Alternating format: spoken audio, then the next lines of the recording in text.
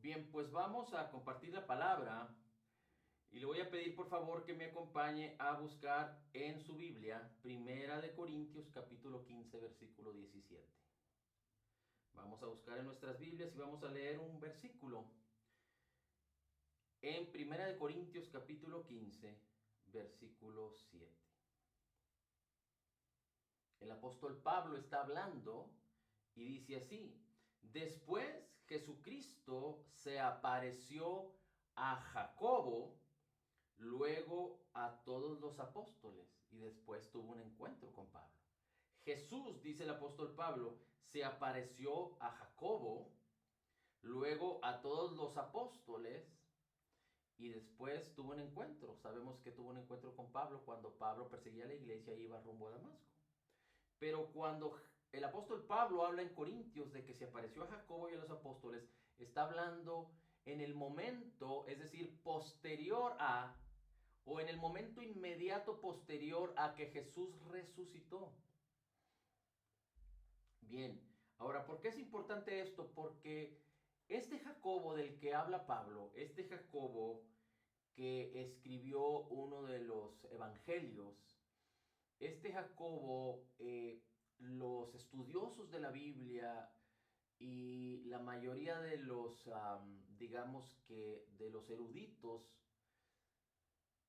que tienen que ver con los estudiosos de la Biblia, afirman o están de acuerdo en que este Jacobo que describe Pablo es el hermano del Señor Jesucristo. En otras palabras, digamos que hijo de María e hijo de José. Recuerde que Jesucristo nació de María, pero cuando María era virgen y nació o fue concebido por la palabra incorruptible de Dios, por el Espíritu Santo. Pero Jacobo nació el matrimonio de José y de María. Así es que este Jacobo se presume que es el hermano del Señor Jesucristo. Jacobo es el hermano del Señor Jesucristo que dirige o que dirigió a la mayoría de los creyentes en la iglesia en Jerusalén o en Israel. Mire cómo dice ahora Gálatas capítulo 1 versículo 19. Gálatas capítulo 1 versículo 19 dice así: pero no había ningún otro de los apóstoles sino a Jacobo, el hermano del Señor. Es decir, en una de las de los viajes de Pablo, en una de las historias de Pablo, Pablo les dice a los Gálatas: no vi a ninguno de los apóstoles, pero vi solamente a Jacobo, el hermano del Señor. Este es el mismo Jacobo del que estamos hablando. Y ahora sí, le voy a pedir por favor que me acompañe a Santiago capítulo 1 y vamos a empezar a leer desde el versículo 1. Este Santiago es Jacobo o Santiago, es el mismo del que estamos hablando, el hermano del Señor Jesucristo. Y fíjese cómo empieza Jacobo o Santiago hablando en su carta en el capítulo 1. Dice Santiago capítulo 1, versículo 1. Dice: Santiago, siervo de Dios y del Señor Jesucristo. Dice Santiago, siervo de Dios, porque él servía al Señor. En la iglesia él servía al Señor predicando, cuidando el rebaño del Señor, pero afirma algo muy interesante. Dice, Santiago, siervo de Dios y del Señor Jesucristo. Había una necesidad de confirmar la preexistencia, la existencia y la seguridad de la obra terminada, completa y perfecta de Jesús. La preexistencia de Dios que se hizo hombre y habitó entre nosotros. La existencia de Jesús, de Dios hecho carne. La existencia de su ministerio, de su obra terminada, completa y perfecta en la cruz. Pero la realidad, la manifestación de la muerte, sepultura y resurrección de Jesucristo. Era necesario que Santiago afirmara acerca de que él servía al mismo Señor Jesucristo. Como vimos ya, el Señor Jesucristo tuvo un encuentro con Jacobo, con Santiago, su hermano. Y no tuvo un encuentro, aunque la Biblia no describe la dimensión de este encuentro, pero era un encuentro como el mismo encuentro que el Señor Jesucristo tenía acerca de influenciar, acerca de sostener, fortalecer, inspirar, manifestar su gloria, afirmar la vida y el corazón de las personas, en este caso de Santiago. Así es que aquí vemos cómo Santiago afirma y dice, soy siervo del Señor Jesucristo. Santiago estaba seguro y estaba anunciando que el Señor Jesucristo era Dios. Recuerde que Jacobo o Santiago era judío. Y entre los judíos era tan importante que se pudiera anunciar el señorío, la divinidad de Jesucristo. Muchos hoy en día en Israel ignoran esto. Muchos hoy en día en Israel y a nivel mundial los judíos rechazan a Jesús. No reconocen que Dios se hizo carne. No reconocen que Jesús vino y habitó entre nosotros. No reconocen la primera venida del Mesías, de Jesucristo, del Cristo. Ellos esperan que el Cristo, que el Mesías venga. Rechazaron al Mesías, rechazaron el tiempo de la visitación, no reconocieron, no entendieron, no oyeron, no vieron, no escucharon, no suavizaron o sensibilizaron su corazón, sino que lo endurecieron y pasaron por alto la maravillosa manifestación de la obra terminada, completa y perfecta, del ministerio del Señor Jesucristo y de la obra terminada, completa y perfecta de Jesús. Inclusive hasta el día de hoy rechazan todo esto. Dice, Santiago, siervo de Dios y del Señor Jesucristo, ¿a quién dirige esta carta, este evangelio? Dice, a las 12 tribus que están en la dispersión. A las 12 tribus que están en la dispersión. La palabra dispersión es como que fueron regados, como el sembrador que agarra la semilla y avienta la semilla, o como la polinización cuando los árboles lanzan el polen, o lanzan la manera en la que van y se reproducen en las semillas o en las flores, etcétera, etcétera. Es decir, fueron dispersos los judíos, fueron dispersos los israelitas. Sabemos que la iglesia fue perseguida, pero sabemos también que alrededor del año 70 los romanos dispersaron completamente no solo a los que creían en Jesús, sino también a los fariseos, a los judíos, a los israelitas prácticamente los dispersaron. Es decir, por eso sabemos y entendemos que el mundo está lleno, o en todos los países hay judíos. Recuerde que la mayoría de los israelitas, y hablamos de las 12 tribus, es decir, alrededor de las 10 tribus que habitaban el país del norte o Israel del norte, que tuvieron reyes después de Salomón, que hicieron lo malo ante los ojos del Señor, se mezclaron con los asirios, se mezclaron con otros pueblos y prácticamente desaparecieron, en el sentido de que desapareció la genuidad, digamos que la pureza de la raza de las familias. Y no solo se mezclaron, sino que fueron dispersos por todo el mundo.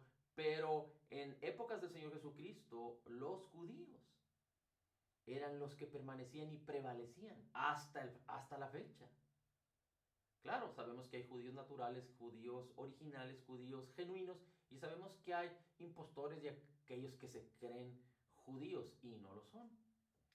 Pero el apóstol Santiago, o más bien Santiago, porque no todos acreditan o no acreditan el apostolado de Santiago, porque aunque algunos dicen que Santiago, el hermano de Jesús, era apóstol, la Biblia no lo describe, porque Santiago no era uno de los apóstoles de Jesús. había uno de los apóstoles que se llamaba Jacobo, pero no es el mismo. Este Jacobo fue muerto por Herodes. Bien, ahora Santiago dice, escribo esto a las 12 tribus que están en la dispersión, es decir, a las 12 tribus que fueron dispersas por todo el mundo, por todo Asia, por Europa, y sabemos que con el paso de los años en todo el mundo. Dice el apóstol Santiago, a las 12 tribus que están en la dispersión. Sabemos que hoy en día no solo los judíos fueron dispersos, y los israelitas fueron dispersos previamente a los judíos, pero hoy en día se revierte esta acción de dispersar. ¿Por qué? Porque ahora en el seno de una familia nace el Evangelio de Jesucristo. En el seno de una comunidad nace el Evangelio de Jesucristo. En el seno de una ciudad, de un estado, de un país, nace el Evangelio del Señor Jesucristo. Como por ejemplo en los años 50, 60, 70. Aunque en Europa había manifestación, en Estados Unidos de América surgió un avivamiento de hombres y mujeres que creyeron a Jesús y que creyeron en el Evangelio. Y ellos fueron dispersos no por fuerza, no por maldad, no por obligación humana, sino por el amor de Cristo, por servir a Cristo, por servir a la palabra del Señor. Y fueron dispersos alrededor de todo el mundo para predicar a Jesús, para predicar el evangelio de las buenas nuevas, tan buenas, tan buenas, tan buenas, para que se crean que son verdaderas. Y los misioneros americanos, muchos de ellos, sabemos que ahorita hay misioneros de todos los países, pero aquellos que fueron dispersos o dispersaron el evangelio, vinieron a todos los países de Latinoamérica. La mayoría de los cristianos fueron evangelizados en la mayor parte por misioneros de los Estados Unidos. Sabemos que seguramente hay involucramiento de misioneros de otras partes del mundo, pero ahora nace el Señor Jesucristo, nace el Evangelio en el seno de una familia, a través de una persona o más, de una colonia, de una ciudad, de un estado, de un país. Y lo que el Señor Jesucristo es que Él dice, id por todo el mundo y predicad el Evangelio. Jesús lo dijo a sus discípulos. Y aunque ellos fueron dispersados por violencia, por fuerza, por la persecución, por los romanos, ahora se está viendo que alrededor del último siglo y que estamos presente o que estamos corriendo, presenciando, se ha manifestado la dispersión del evangelio a través de aquellos que han sido constreñidos, que han sido abrazados, sostenidos por el amor de Cristo y que han entendido las verdades de las buenas noticias de Cristo Jesús, en el sentido de que en Cristo tenemos el perdón de nuestros pecados y la vida eterna. Dice el versículo 2, tened por sumo gozo, hermanos míos, el que os halléis en diversas pruebas. Tened por sumo gozo, hermanos míos, el que os halléis en diversas pruebas. Sabed, dice una vez más, tened por sumo gozo, hermanos míos, el que os halléis en diversas pruebas. Ahora, vamos a hablar un poquito más acerca del versículo 2, pero acompáñenme por favor al versículo 13. Vamos a ir al versículo 13 y ahorita regresamos al 2. Dice Santiago, Jacobo, el hermano del Señor Jesucristo, versículo 13, que nadie diga cuando es tentado, soy tentado por Dios, porque Dios no puede ser tentado por el mal y Él mismo no tienta a nadie. Nadie diga que es tentado o probado por Dios, porque Dios no puede ser tentado. Ahora, la manera en la que expresa, déjeme le leo la versión Reina Valera, porque la manera en la que expresa esta digamos, este versículo, dice, cuando alguno es tentado, no diga que es tentado de parte de Dios. Hay dos maneras de expresar esto. Una de ellas es decir, Dios está causándome, directamente Él está causándome algo. La palabra tentar o tentación o prueba tiene que ver en el griego con la palabra devastar, tiene que ver con sufrimiento, tiene que ver con decrementar, tiene que ver con destruir. Así es que Santiago está categóricamente diciendo, hey, es muy importante que se entienda esto. Cuando alguno es tentado, probado, dice, no diga, es tentado porque Dios lo permite. Así lo está expresando Santiago. Es probado, es tentado, está pasando esta dificultad, esta devastación, esta problemática, porque Dios lo permite. Porque Dios no puede ser tentado por el mal, ni Él tienta a nadie. Así es que ni Dios causa juicio o devastación sobre los hombres, sobre los creyentes. Y estamos hablando de este tiempo, en el tiempo en el que Jesucristo resucitó y aún no viene por la iglesia. Dios no causa devastación en la vida de los hombres. Aún no es el tiempo del juicio. El tiempo del juicio vendrá. Y los hombres recibirán la paga de su maldad si están separados de Cristo, si no creen en Jesús, si no se apropian del perdón de sus pecados por lo que Jesús hizo por nosotros en la cruz.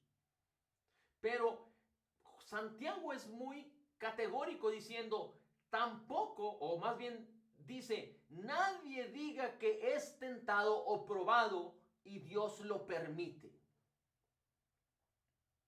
Ahora sabemos que la devastación, los problemas, las dificultades no provienen de Dios. ¿De dónde provienen? Provienen de un mundo que está en tinieblas y en caos. ¿De dónde provienen? Del enemigo de nuestras almas, porque el diablo vino a hurtar, a matar y a destruir. Así es que Santiago afirma algo muy importante, porque en el versículo 2 estamos hablando que Santiago dice, hermanos, gócense. Y después dice, cuando estéis en diversas pruebas. Ahorita vamos a regresar a ese versículo 2. Pero es muy importante que entendamos que Dios no permite, Santiago lo dice, Dios no permite las pruebas. Dios no causa, ni está trayendo devastación, ni destrucción sobre la vida de los hombres. Aún si hablamos de los pecadores, Dios no hace esto. Dios envió a su Hijo para salvarnos. Y aquel que crea en Él tendrá salvación. Y aquel que lo rechace, que no crea en Él, vendrá a condenación o ya ha sido condenado. Pero no en este tiempo sufrirá esa condenación respecto a Dios. Pero en el final de los tiempos recibirá el justo fruto, resultado de sus creencias, de su razonamiento, de su fe. Pero hoy en día lo que produce tal sufrimiento es el caos, las tinieblas, el enemigo de nuestras almas que viene a hurtar, matar y destruir. Así es que vamos a regresar al versículo 2 y dice así, hermanos míos, tened por sumo gozo cuando os halléis en diversas pruebas. Ahora, el Señor no está inspirando a Santiago a decir, gócense por las pruebas. Gócense por las pruebas. La palabra prueba es la misma palabra en el griego, pero es un sustantivo. Cuando en el versículo 3 se dice, en el versículo 13 dice, cuando alguien es tentado, ese es un verbo. Dios no tienta a nadie, ese es un verbo. Vienen de la misma raíz griega. Devastación, exposición, experiencia, prueba.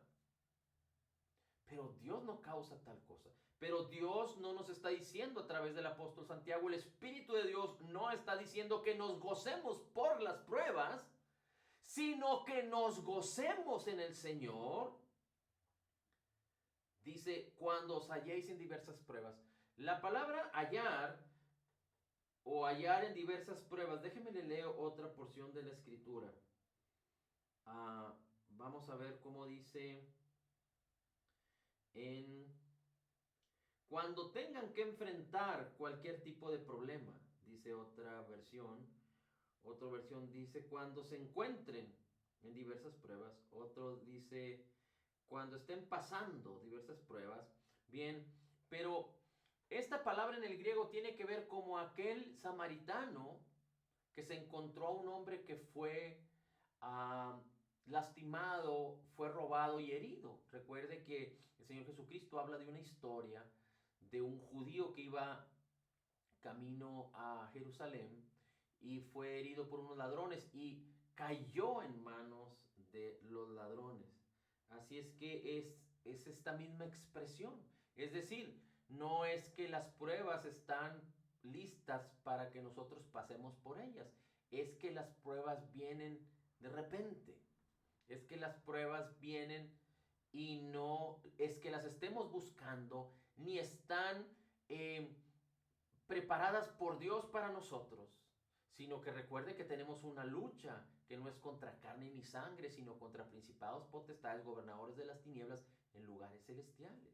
Así es que este tipo de pruebas tienen que ver con la esencia, con la atmósfera del príncipe de la potestad del aire, tienen que ver con la actitud, con el objetivo de Satanás de venir a hurtar, matar y destruir. Y el diablo quiere hurtar, matar y destruir a todos los hombres, a todo el que se deje, a los creyentes también.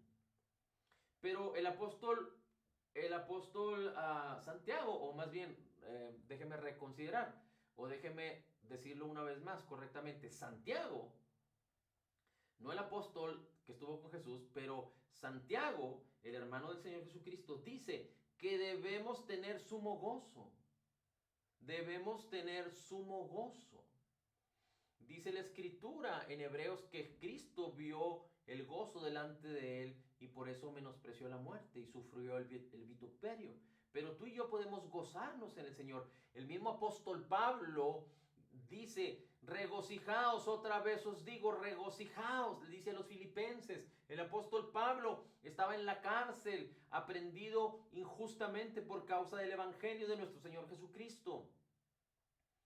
Y él estuvo varias veces en la cárcel, él fue apedreado varias veces, una de ellas prácticamente lo mataron o lo creyeron muerto.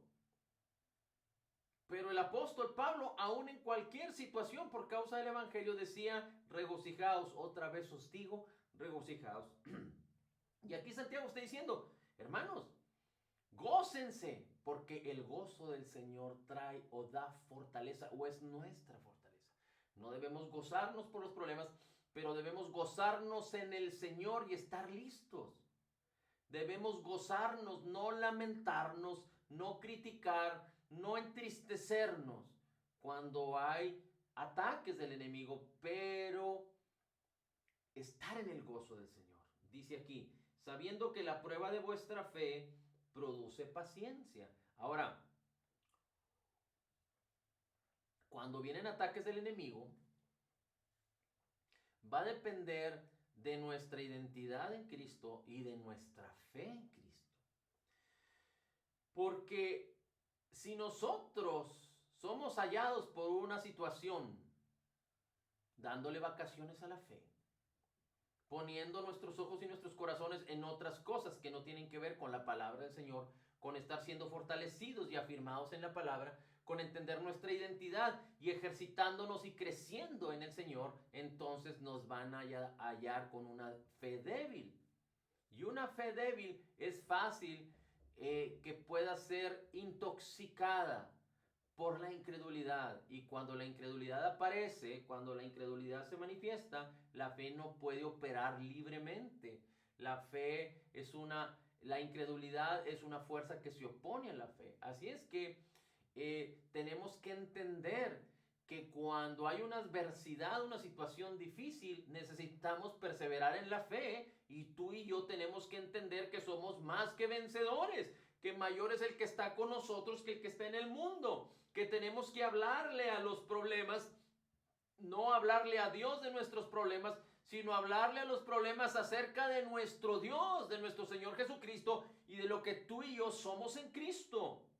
Recuerda que el mismo Santiago Dice en el capítulo 4, versículo 7, someteos a Dios, resistid al diablo, pero tú y yo somos los que tenemos que hacer esto. Someteos a Dios, resistid al diablo y él huirá de nosotros. Así es que el diablo, aunque es así de pequeño, las adversidades y los problemas, aunque son así de pequeñas porque solo tienen efecto en lo exterior y nuestro interior, y el Señor Jesucristo y el Espíritu de Dios que mora en nosotros es superior, es más grande que nuestro exterior, y nuestro exterior es temporal. Pero nuestro interior, nuestro ser espiritual es eterno. Y Dios no está allá en los cielos esperando a que nosotros vayamos con Él cuando Jesucristo venga por su iglesia. No, Dios nos ha dado su espíritu, su unción, su poder para que seamos vencedores en la abundancia de gracia y en el regalo de la justicia maravillosa de Cristo, para que podamos reinar en vida. Pero necesitamos estas cualidades: tener el gozo del Señor y permanecer en la fe, no ser vulnerados en la fe cuando le damos vacaciones a la fe, cuando nos olvidamos del Señor, cuando nos preocupamos por los afanes de esta vida, por el dinero, por las situaciones, no, digamos, de relaciones personales humanas, y nos olvidamos de Cristo. El cielo y la tierra pasarán, pero la palabra del Señor no pasará. Los bienes, las decisiones, las posiciones de autoridad, los beneficios que humanamente hablando podríamos experimentar o obtener, son temporales, todo se va a acabar. Nunca debemos de perder de vista el señorío de Jesús. Y el señorío de Jesús, la bendición de Cristo, la obra terminada completa de Jesús y la persona divina de Jesús, que en su espíritu mora en nosotros. Y por cuanto sois hijos, Dios envió el espíritu de su Hijo a vuestros corazones, dice la palabra. Y dice el Señor, nunca te dejaré, nunca te abandonaré. Dice después, sabiendo que la prueba de vuestra fe produce paciencia. Y la paciencia, dice más, la paciencia tiene su obra completa para que seáis perfectos, cabales, sin que os falte cosa alguna. La fe opera la paciencia, o cuando la fe es puesta en acción, cuando la fe es puesta en acción, si la fe no es puesta en acción, entonces no podemos comprobar, no podemos asegurarnos que estamos permaneciendo en la fe.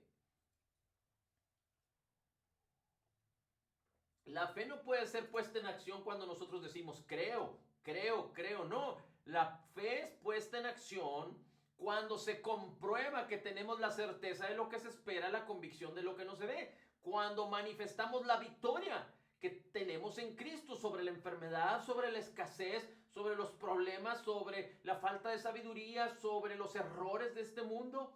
Entonces la fe se manifiesta su obra.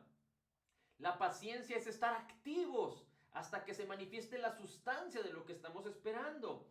Dice, y si alguno de vosotros tiene falta de sabiduría, pídala a Dios, el cual da abundantemente y sin reproche, y le será dada. Recuerde que Santiago está hablando a los judíos que estaban dispersos, a las 12 tribus del pueblo de Israel. En aquella época estaban siendo perseguidos, no solo por ser judíos, no solo por ser del pueblo de Israel, pero por el evangelio. Estaban siendo perseguidos, había gran tribulación, cual no la habían sufrido antes, al menos aquella generación. Ahorita hay persecución en contra de la palabra, persecución en contra del evangelio. No estamos en los tiempos de que vengan y te digan que no prediques. No estamos en los tiempos en que vengan y te quieran meter a la cárcel por la predicación, al menos en nuestros países, al menos en Norteamérica o en América, en el continente americano. Pero sí estamos en una guerra continua, sí estamos en una persecución y tribulación de los sistemas de pensamiento. Porque cuando los creyentes hablamos acerca del sistema de pensamiento, de la verdad absoluta de Jesucristo, de nuestro Dios y Salvador, de nuestro Señor, la verdad misma de la palabra de Cristo, muchos la rechazan, muchos la ignoran, muchos vituperan, muchos se mofan de la maldad, de la perversidad, y se mueven en el espíritu del anticristo que ya habita y mora entre nosotros.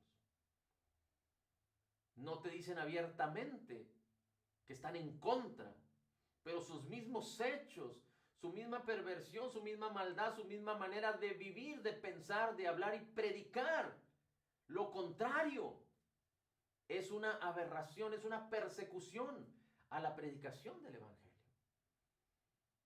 Porque este mundo y esta sociedad le está abriendo las puertas a toda clase de incredulidad, de maldad, de perversidad y no a Cristo.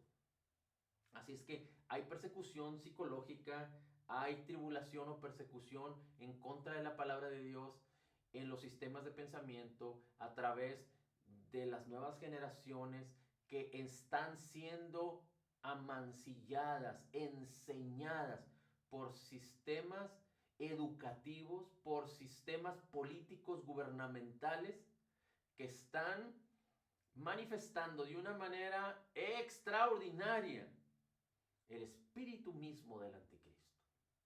Pero aquí estamos los creyentes, que si seguimos levantando la voz y hablando que Cristo Jesús es el Señor, que Él es el camino, la verdad y la vida.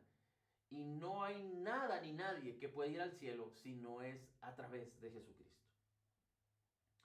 Y más bien estamos hablando de las personas. No hay nadie puede ir al Padre si no es a través de Jesús. Bien, dice, Dios dará sabiduría. A veces las personas están viviendo una situación tal que falta echar a andar la sabiduría de Dios porque están caminando en la incredulidad, en la sabiduría humana y no encuentran la respuesta. No podemos decir que somos perfectos humanamente hablando en nuestro sistema de pensamientos, pero en la medida en la que nos ejercitemos en la palabra y en la medida en la que permanezcamos asociados con personas que participan de la misma fe, nos podemos ayudar, nos podemos soportar unos a otros y apoyarnos por el Espíritu de Dios que nunca nos dejará y nunca nos abandonará. Pero es importante que siempre estemos conscientes de ellos porque a veces perdemos de vista o podemos perder de vista estas cosas. Y recuerde que cuando no agregamos o no añadimos fe o no ejercitamos la fe a la palabra del Evangelio, no podemos aprovechar las bendiciones que ya nos fueron dadas en Cristo Jesús por la abundancia de su gracia y el regalo de su justicia. Dice, pero pida con fe, no dudando nada, porque el que dude es semejante a la onda del mar. Recuerde que cuando Dios nos envió su Espíritu Santo y nos redimió por Cristo Jesús, dice la Escritura que Jesús es nuestra sabiduría, nuestra redención, nuestra santificación, nuestra justificación. No es que cuando pedimos sabiduría a Dios, Dios va a extender las manos del cielo y nos va a dar algo que no nos ha dado. No, Dios ya nos dio todo. Pero el apóstol, o Santiago, perdón, una vez más, Santiago, el hermano del Señor Jesucristo, está hablando acerca de que reaccionemos, de que tomemos de lo que ya nos ha sido dado, la sabiduría de Dios, la sabiduría de lo alto, que es, dice la Escritura, que la sabiduría de Dios, déjeme, se lo comparto, la sabiduría de Dios es benigna, es pacífica, es sin incertidumbre, es sin hipocresía. Dice la Escritura en el versículo 16, por tanto, mis hermanos, todo hombre sea pronto para oír y tardo para hablar, tardo para airarse, porque la ira del hombre no opera la obra de la justicia de Dios. Desechando toda inmundicia y toda abundancia de malicia, recibid con mansedumbre la palabra implantada, la cual puede salvar vuestras almas, y sed hacedores de la palabra y no solamente oidores, engañándonos a nosotros mismos. Nosotros fuimos llamados a ser transformados por la palabra. Hay una gran diferencia entre intentar hacer la palabra y obedecer la palabra y cumplir la palabra, sin permitir que antes bien primero la palabra y el Espíritu de Dios nos transformen y entonces el resultado de la transformación, el fruto de lo que somos, manifieste una obediencia a la verdad de la palabra, una vida nueva en Cristo Jesús. No hay manera de vivir en lo mejor de Dios y en la vida abundante de Cristo si no permitimos que la palabra nos transforme sin esfuerzo, para que entonces lo que somos en Cristo se manifieste de una manera genuina, lo que hay en nuestro espíritu se manifieste de una manera genuina y no nosotros intentar forzar, alcanzar y lograr. Nadie puede gozarse y alegrarse humanamente hablando, aunque lo puedes hacer, pero no para con Dios, pero no en la dimensión del gozo que nos ha sido dado en Cristo. El fruto del Espíritu es amor, gozo, paz. La paz debe gobernarnos, el amor debe abrazarnos, mantenernos. Nosotros podemos amar a Dios y amar a nuestros hermanos porque Cristo nos amó primero, porque Dios nos amó primero. Somos paciencia, bondad, fe, mansedumbre, templanza. Es el fruto del Espíritu. Así es que permitamos que el fruto del Espíritu se manifieste en nuestras vidas cuando permitimos que perseverando y permaneciendo en la palabra podamos ser transformados a través de la renovación de nuestra mente y entonces ir de gloria en gloria hasta ser transformados en la misma imagen de Jesús, como cuando Jesús estuvo con nosotros, hasta que Él venga en el arrebatamiento de su iglesia para ser llevados a las bodas del Cordero y ser transformados en nuestro cuerpo, en nuestra alma de una manera gloriosa, así como ya lo es nuestro espíritu. Para todo creyente que ha nacido de nuevo, tiene un espíritu perfecto para con el Señor. Así es que es muy importante que permanezcamos en la fe, que sigamos constantes en la palabra, que no permitamos que la fe sea vulnerada, que estemos preparados y listos. En Cristo somos más que vencedores, de tal manera que las adversidades, las tribulaciones, la persecución, la problemática son pequeñas. Y nosotros vivimos en lo mejor de Dios, siendo más que vencedores en Cristo, porque no somos nosotros, sino que Cristo, el que mora en nosotros, y el Espíritu y el poder de Dios que mora en nosotros es más grande que todas las cosas de este mundo. Así es que no permitamos que psicológicamente o en nuestro corazón abracemos que estas cosas se invierten y entonces los problemas son tan grandes que nosotros pensamos que nuestro Dios es tan pequeño, no porque Dios lo sea, sino por nuestra experiencia, nuestra vulnerabilidad, nuestra incredulidad, nuestra falta de permanecer y perseverar, sino al contrario, siempre hay oportunidad de hacer un alto en el camino y si hemos sufrido este reverso, permitamos que el Espíritu de Dios y la palabra nos lleven a la posición correcta. Tú nunca vas a ser quitado de la posición en la que ya estás.